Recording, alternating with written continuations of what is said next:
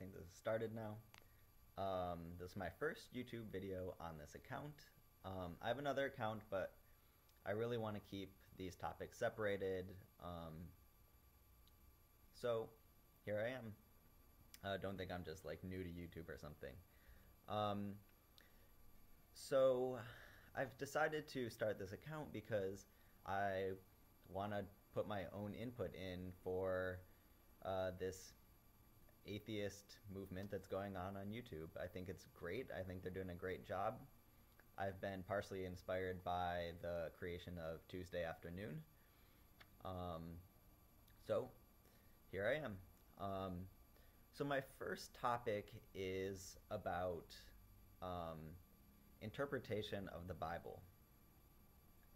And my reason for this topic is it causes me a lot of concern, I guess I could say, in that I've put a lot of time thinking into how to solve this problem, and I can't figure it out.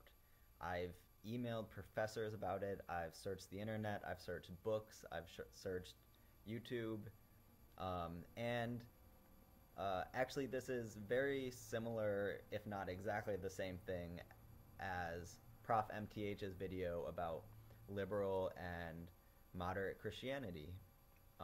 And I honestly want to know the answer, so that's why I'm posting this. It's not so much for debate as I just want to know if there are answers out there for this.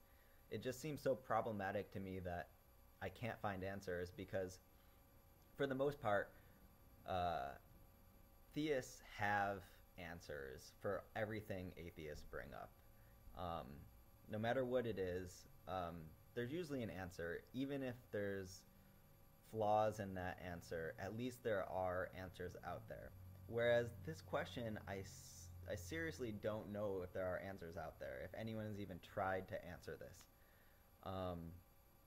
Alright, so here's my take on the problem. Suppose you're a scholar and you publish a paper, and this paper is full of errors. Then the next time you publish a paper, the scholar community is going to look at your paper very carefully to figure out if what you're saying is true or not. Because by having errors in that first paper, you have proven yourself to be not the most trustworthy source when you say that it's error-free. So this is in contrast to, say, a very well-known scholar in the field who has published hundreds of papers, all of which are essentially correct. And when a new paper of this person's comes out, then what's going to happen is the community is going to just generally accept it as true. And it's not irrational to put faith in the fact that this is true because it's proven itself to be true so many times in the past. You should still check whether it's true or not, but it's way less. It's not. I'll say it's not irrational to accept it as true on faith, for instance. Now, this pertains to the Bible because the Bible contains errors in it. And these errors you can verify by history. I don't want to get into contradictions of it with itself right now. Let's just talk about actual errors. And I highly recommend you watch Prof. MTH's video because he goes way more into depth on contradictions and specific passages and things. So this question is posed to people who accept that the fact that there are errors in the Bible. And my question is, once you accept that there are some errors in the Bible, as a source, it has lost its authority to make claims as literally true, unless you have a way of verifying this. So let's just take something that we all can consider as a central tenet of Christianity. the claim that Jesus was the Son of God. When I ask Christians why they believe this, it's almost unanimous that the Bible says that it's true. Now you're taking this part of the Bible and you're claiming that it's literally true. And my question is, how do you distinguish between what should be taken as literally true and what should be interpreted? Because for the most part, I'd say moderate Christians say that parts of the Bible need to be interpreted. So the things I've come up with when I've thought about this problem is maybe there's a consistent way to tell what should be interpreted and what shouldn't.